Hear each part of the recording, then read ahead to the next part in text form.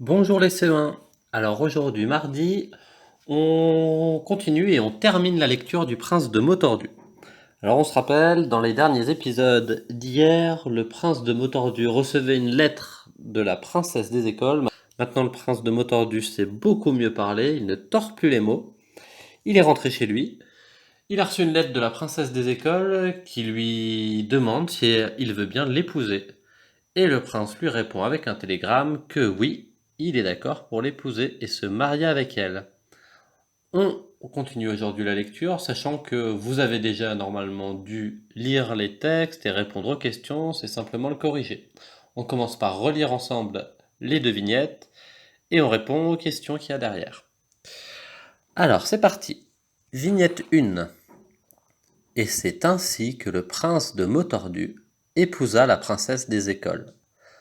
Le mariage eut lieu à l'école même, et tous les élèves furent invités. Vignette 2. Un soir, la princesse dit à son mari: Je voudrais des enfants. Combien? Demanda le prince qui était en train de passer l'aspirateur. Beaucoup, répondit la princesse. Plein de petits glaçons et de petites billes. Le prince la regarda avec étonnement, puis il éclata de rire. Décidément, dit-il, vous êtes vraiment la femme qu'il me fallait, madame de Motordu. Soit, nous aurons des enfants, et en attendant qu'ils soient là, commençons, dès maintenant, à leur tricoter des bulles et des josettes pour l'hiver. Voilà pour la fin du texte du prince de Motordu.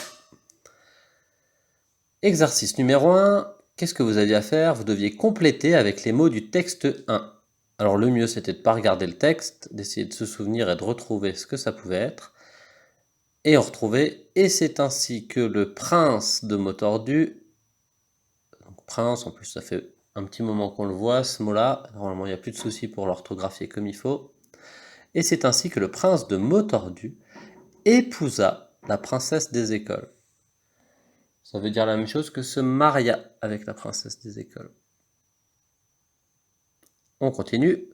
Le mariage eut lieu à l'école. Donc le mariage eut lieu à l'école même, et tous les élèves furent invités. Le mariage eut lieu à l'école même, et tous les élèves furent invités. Voilà, il n'y avait rien de bien compliqué dans cet exercice-là. Le numéro 2. Lorsque la princesse dit beaucoup, plein de petits glaçons et de petites billes, de quoi parle-t-elle? Coche la bonne réponse. Alors, elle ne parle pas de ce qu'elle va acheter aux courses, bien que des glaçons et des billes, on puisse les acheter aux courses. Elle ne parle pas non plus des élèves qu'elle avait dans sa classe, elle parle des enfants qu'elle voudrait avoir avec le prince de Motordu, évidemment. Donc la numéro 2. Exercice 3. Sépare les mots par un trait et écris la phrase. Alors rien de compliqué non plus. Il suffisait de bien regarder, se concentrer, ça nous donnait étonné, virgule, c'était le premier mot. Le prince regarda la princesse et éclata de rire. Voilà, là aussi, c'était pas forcément très compliqué. Et pour finir, l'exercice 4, remplace les mots tordus soulignés par les mots corrects. Des petites billes, vous aviez compris évidemment que c'était des petites filles parce qu'elles parlent des enfants qu'elles voudraient avoir.